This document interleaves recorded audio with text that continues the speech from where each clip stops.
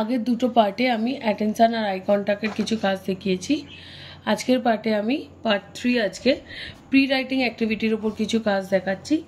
এটা মোটামুটি যাদের গ্রিপিং রয়েছে সেই সব বাচ্চাদের জন্য, অর্থাৎ 3 থেকে 4 বছরের বাচ্চাদের জন্য প্রি রাইটিং, তাদের জন্য দেখাচ্ছি। চাইলে এটা পেন দিয়েও করতে পারেন, কিন্তু পেন দিয়ে আমি পরের স্টেজে করব। তার কারণ বাচ্চা যদি আগে গ্রিপ, যেহেতু এটা একটু মোটা জিনিস, এটা দিয়ে গ্রিপ করতে বা এটা তাদের একটু অ্যাটেনশানের জন্য করা হয় যাতে তারা ইন্টারেস্ট পায়, সেই কারণে আমি কালার দিয়ে করছি।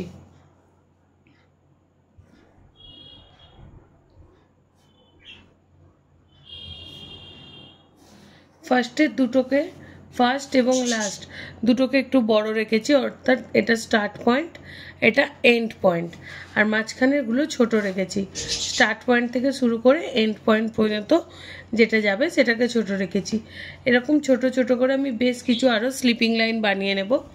একবারেই বড় দেবেন না, সেক্ষেত্রে বাচ্চার টানতে অসুবিধা হয়, ট্যারা ব্যাকা হয় এবং তার অ্যাটেনশানটাও অনেকটা ল্যাক করে যায়। প্রথমে ছোট ছোট দিয়ে করব, তারপর আস্তে আস্তে লাইনটাকে বড় করব। আমি স্লিপিং লাইন, স্ট্যান্ডিং লাইন, একটু কার্ভ লাইন, আর এটাও সেম জিনিস উল্টো দিক করে করে নিয়েছি।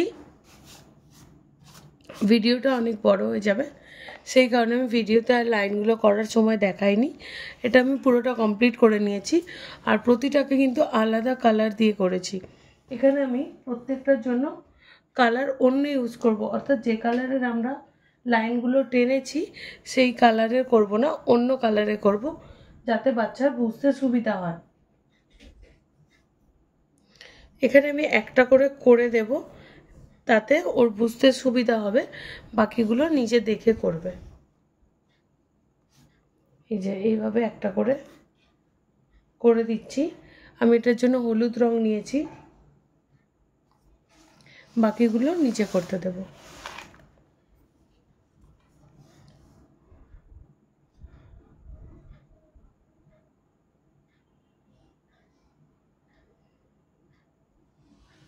প্রয়োজন হয় অবশ্যই হেল্প করবেন।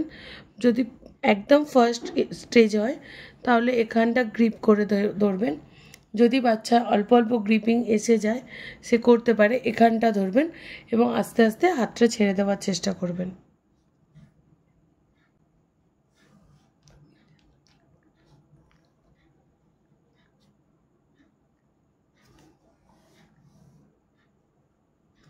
দেখুন এখানে একটা ভুল হলো, নিচে থেকে ওপরে টানলো, এটা কিন্তু একদমই নয়।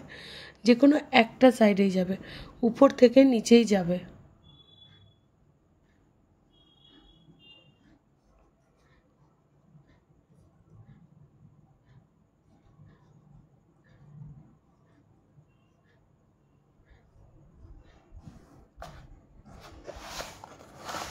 এই চারটে যদি কমপ্লিট করতে পারে, এই চারটেকে বেসিক লাইন বলা হয়, এই চারটে বেসিক লাইন যদি কমপ্লিট করতে পারে, তবে আরও কিছু প্রি রাইটিংয়ের শেপস আমরা দিয়ে থাকি, সেটাই এরপরে দেখাচ্ছি আমি।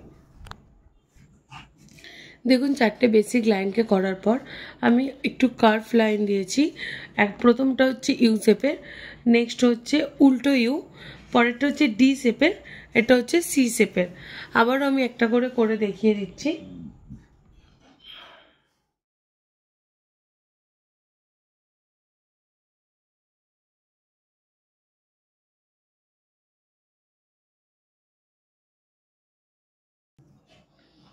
প্রতিটাকে আমি একটা একটা করে করে দেখিয়ে দিয়েছি, এইভাবেই বাকিগুলোকে করব।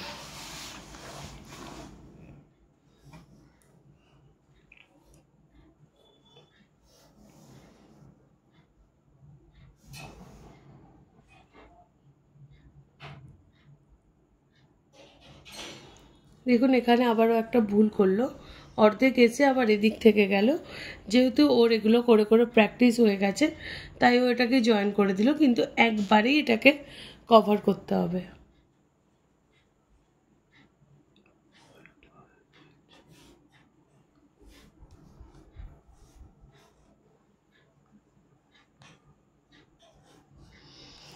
আজকের ভিডিওতে আমি টোটাল 8খানা শেপ দেখালাম। এই শেপগুলো কমপ্লিট করতে পারলে নেক্সট দিন শেপ উইথ অ্যাটেনশান একসঙ্গে কিভাবে কাজ করাবেন সেই ভিডিওটা আমি দেব।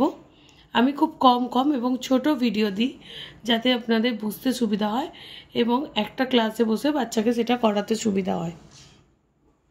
ভিডিওটি যদি ভালো লেগে থাকে এবং ভিডিওটি দেখে যদি উপকৃত হন তবে অবশ্যই অন্যদের সঙ্গে শেয়ার করে দেবেন এবং একটা সাবস্ক্রাইব করে দেখবেন।